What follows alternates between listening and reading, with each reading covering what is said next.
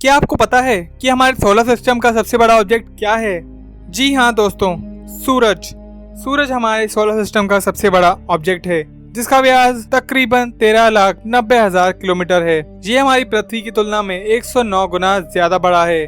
दोस्तों, solar system के सबसे बड़े ऑब्जेक्ट होने के कारण इसकी ग्रेविटी भी बहुत अधिक है, और इसी ग्रेविटी की वजह से हमारे सोलर सिस्टम में मौजूद बाकी अन्य ऑब्जेक्ट, चाहे वो कोई प्लेनेट हो या डार्क प्लेनेट, सूरज की परिक्रमा करते रहते हैं। सूरज हमारी धरती के लिए ऊर्जा का मुख्य स्रोत है। पृथ्वी पर जीवन की कल्पना सूरज के बगैर नहीं की जा सकती है। लेकिन दोस्तों, सूरज के अंदर क्या है? क्या आपने कभी इस बारे में सोचा है? क्या आपके मन में ये सवाल नहीं आता कि आखिर सूरज के भीतर ऐसा क्या है जिसे ये निरंतर हमारी पृथ्वी को ऊर्जा प्रदान करता रहता है? और हाँ, जहाँ तक ऊर्जा की बात करें तो सूरज के सिर्फ छोटे से हिस्से का प्रकाश ही हमारी पृथ्वी पर पहुँचता है। उसमें से भी प्रकाश के इस हिस्से का 15% हिस्सा अंतरिक्ष में ही परिवर्तित हो जाता है। तो दोस्तों, आज के इस वीडियो के माध्यम से हम सूरज के विषय में थोड़े विस्तार से जानेंगे और जानेंगे कि सूरज कब और कैसे बना, इसके भीतर क्या मौजूद है, इसके लगातार ऊर्जा देने का कारण क्या है, क्या कभी सूरज भी खत्म हो जाएगा? तो चलिए दोस्तों, देरी न करते हुए वीडियो में आगे बढ़ते हैं और जानते हैं इन तमाम सवालों के जवाब। लेकिन वीडियो में आगे बढ़ने से पहले अगर आपने अब तक हमारे चैनल को सब्सक्राइब नहीं किया है तो कृपया इसे सब्सक्राइब करें। सूरज ऊर्जा का एक विशाल गोला है जिसमें मुख्य रूप से हाइड्रोजन और हीलियम गैस भरे हुए हैं। सूरज के इस विषय में कुछ और जानने से पहले ये जानते हैं कि आखिर सूरज का निर्माण कैसे हुआ।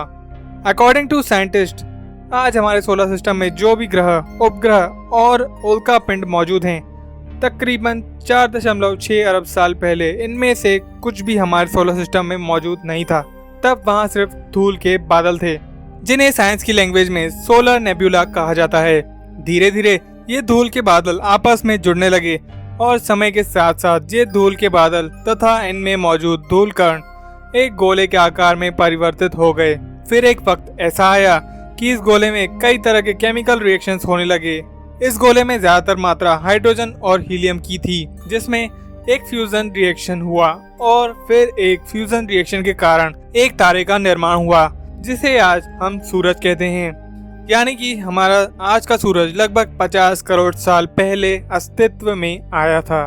दोस्तों, फ्यूजन रिएक्शन के बाद सूर्य में ऊर्जा बनने की प्रक्रिया भी कई लाखों सालों तक चलती रही। हमारी पृथ्वी से लगभग 15 करोड़ किलोमीटर की दूरी पर मौजूद सूरज के भीतर हाइड्रोजन और हीलियम के अलावा sulphur, magnesium, carbon, iron, nickel, neon, calcium, chromium, oxygen तथा सिलिकॉन तत्व भी मौजूद थे। ये तो हम सभी अच्छी तरह से जानते हैं कि सूरज के प्रकाश को पृथ्वी तक पहुंचने में 8 मिनट 20 सेकंड का वक्त लगता है।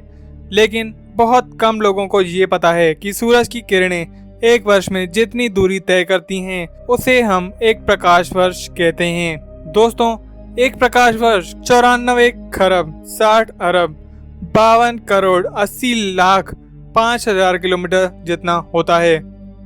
अब जब सूर्य के प्रकाश और उसके प्रकाश के गति की बात हो रही है, तो ये भी जान लेते हैं कि सूर्य का तापमान कितना है। दोस्तों, एक रिसर्च से ये पता चला है कि सूर्य के कोर का तापमान 1.5 करोड़ डिग्री सेल्सियस है। हालांकि सूर्य की कोई सतह नहीं है, लेकिन इसकी जो भी गैसीय सतह है उसे फोटोस्फीयर के नाम से जाना जाता है, और केवल इसके सतह का तापमान ही 5700 डिग्री सेल्सियस तक है। इसके साथ ही सूर्य के चारों ओर स्थित वायुमंडल को कोरोना कहते हैं और इसका तापमान सूर्य की सतह से अधिक होता है। दोस्तों, कभी कभी सूरज पर ब्लैक स्पॉट्स दिखाई देते हैं, जिसे साइंस की भाषा में सन स्पॉट्स कहा जाता है। सन स्पॉट्स वास्तव में ऐसे स्पॉट्स होते हैं जो सूर्य की सतह के अन्य हिस्सों की तुलना में ठंडे होते हैं। इन सन स्पॉट्स का निर्माण सूरज की गर्म लपटों का इन धब्बों के पास चुंबकीय क्षेत्र रेखाओं में उलझने या पार होने या फिर पुनर्गठित होने के कारण होने वाले ऊर्जा के अचानक विस्फोट के कारण होता है। दोस्तों, ये सन स्पॉट्स अपनी जगह से हिलते रहते हैं। सूर्य के इस प्रकाश से पृथ्वी तक तथा पृथ्वी पर मौजूद प्राणियों की ऊर्जा तो मिलती है, साथ ही इस प्रकाश से एक महत्वपूर्ण जैव रासायनिक अभिक्रिया भी होती है, जिससे प्रकाश संश्लेषण कहा जाता है। ये रासायनिक अभिक्रिया पृथ्वी पर मौजूद सभी जीवों, जंतुओं और पेड़ पौधों का आधार भी है। आइए अब सूर्य से जुड़ी एक रोचक बात जानते हैं। दरअसल आज से सैकड़ों वर्ष पहले लोगों का ये मानना था कि हमारे सोलर सिस्टम में मौजूद सूर्य स्थिर है और बाकी सभी प्लैनेट्स तथा अन्य ऑब्जेक्ट्स ही सूरज की परिक्रमा करते हैं। लेकिन 20वीं सदी की शुरुआत में साइंस इस नतीजे पर पहुंचा, सूर्य स्थिर नहीं है, ये भी अंतरिक्ष में किसी ऑब्जेक्ट की परिक्रमा कर रहा है। जी हाँ दोस्तों, ये सच है। वास्तव में हमारा सूरज भी हमारी आकाशगंगा के केंद्र की परिक्रमा करता है। उसे अपनी एक परिक्रमा को पूरा करने में लगभग 25 करोड़ साल का समय लगता है। सूरज हमारी सौरमंडल से लगभग 230 किलोमीटर प्रति सेकंड की रफ्तार से मिल्की वे गैलेक्सी के केंद्र का चक्कर लगा रहा है। अभी तक सूरज मंदाकिनी आकाशगंगा के 21 चक्कर लगा चुका है। दोस्तों, जैसा कि हम सभी जानते हैं कि सूरज का भी जन्म हुआ है, तो ये बात भी तय है कि सूरज का एक न एक दिन अंत भी होगा। जी हाँ, ये प्रकृति का नियम है कि जिसका जन्म हुआ है उसका अंत भी निश्चित है। लेकिन सूरज के विषय में बहुत कम लोग जानते हैं कि आखिर सूरज का अंत कब होगा। दरअसल वैज्ञानिकों के अनुसार सूरज ने अपनी आधी आयु पूरी कर ली है। हालांकि सूरज ने इसके जन्म से लेकर अभी तक कोई खास परिवर्तन देखने को नहीं मिला। फिर वैज्ञानिक ये भी कहते हैं कि आने वाले कई सालों तक सूरज ऐसा ही बना रहेगा। उनके एक रिसर्च के अनुसार पिछले 4 अरबों वर्षों में सूर्य के भीतर का आधा हाइड्रोजन समाप्त हो चुका है। जहां तक बात करें कि सूर्य की आयु की, तो ये करीब 10 अरब वर्ष है, जिस हिसाब से सूरज अगले 5 अरब साल तक और जीवित रहेगा। यानी कि जब तक सूर्य के अंदर हाइड्रोजन मौजूद है तब तक ये हमें प्रकाश देता रहेगा। हाइड्रोजन की समाप्ति के साथ ही सूरज का भी अंत हो जाएगा।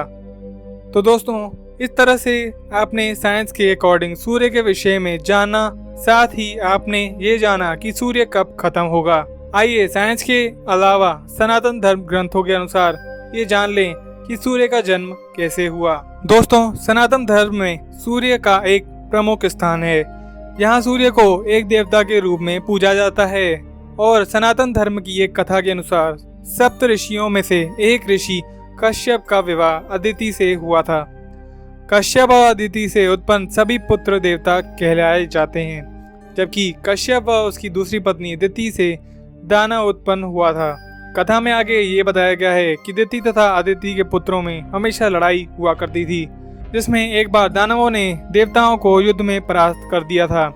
देवताओं पर पड़े भारी संकट को देखकर अदिति ने देवताओं के कल्याण के लिए सूर्य देव की तपस्या की।